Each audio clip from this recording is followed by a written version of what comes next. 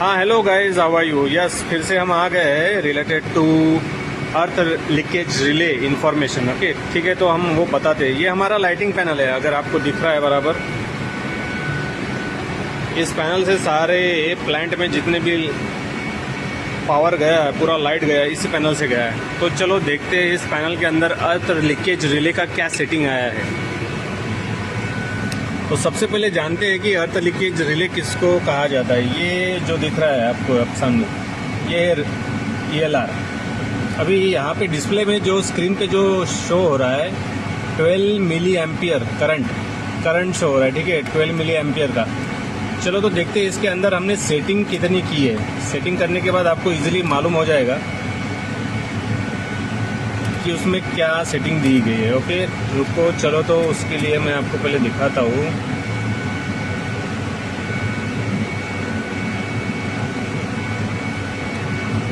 ठीक है, ये रिले 1 दिया है। सबसे पहले मैं आपको दिखा देता हूँ कि रिले 1 क्या क्या इसमें दिया है। रिले 1 रेंज की वैल्यू देखो, यहाँ दिख रही है क्लियर। मैंने जो सेट करके रखा है यहाँ पे 550 मिली एम्पियर्स, ये इसकी रेंज की वैल्यू रखी है। ये सेट वैल्यू है 100 मिली एम्प्स। अगर 100 मिली एम्प्स के ऊपर तक उनका अगर करंट जाता है, जैसा कि मैंने आपको बताया था, अगर इंडस्ट्रियल कोई इक्विपमेंट है तो 100 मिली एम्प्स की सेटिंग रहती है। और रेसिडेंशियल अगर कोई रेसिडेंशियल में अगर ELR अपन यूज़ करते हैं तो वहाँ पे 30 मिली एम्प्स की सेटिंग रहती है। लेकिन ये तो इंडस्ट्रियल में यूज़ हो रहा है तो 100% मैंने 100 मिली एम्प्स रखा है। चलो उसके आगे चलते।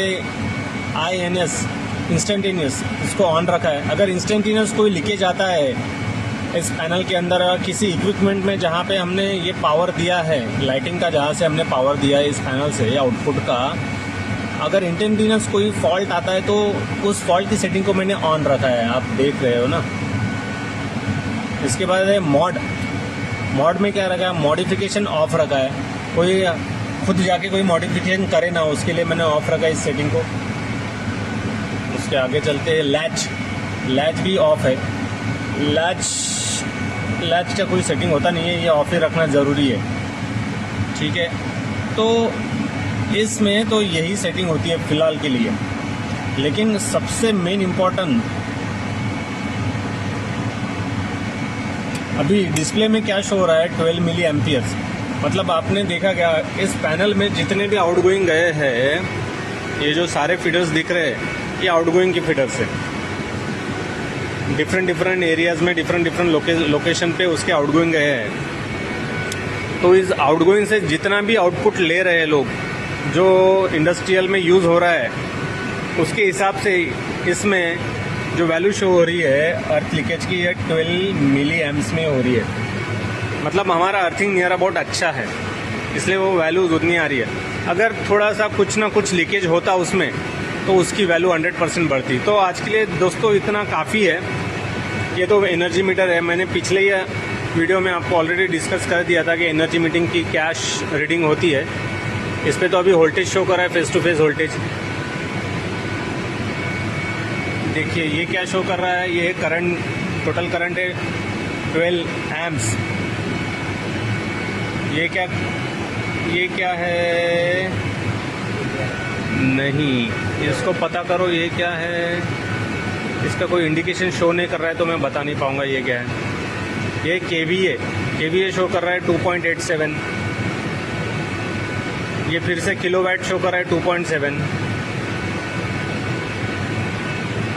अच्छा, अभी आया KVAR की वैल्यू दी है 0.694। ये उसका पावर फैक्टर शो कर रहा है 0.97। ये कर रहा है थ्रेशोल्ड वोल्टेज 2.1। फिर से अपन आ गए voltage, line voltage phase to phase, sorry line voltage बोले तो single phase voltage 234 single phase, R phase, Y phase, B phase तीनों में दिख रहा है। और ये हो गया फेस टू फेस वोल्टेज, मतलब 3 फेज वोल्टेज। तो ये उसकी डिटेल है। ठीक है दोस्तों, आगे की वीडियो में फिर से एक बार देखेंगे नए टॉपिक के साथ, नए इन्फॉर्मेशन के साथ। Thank you.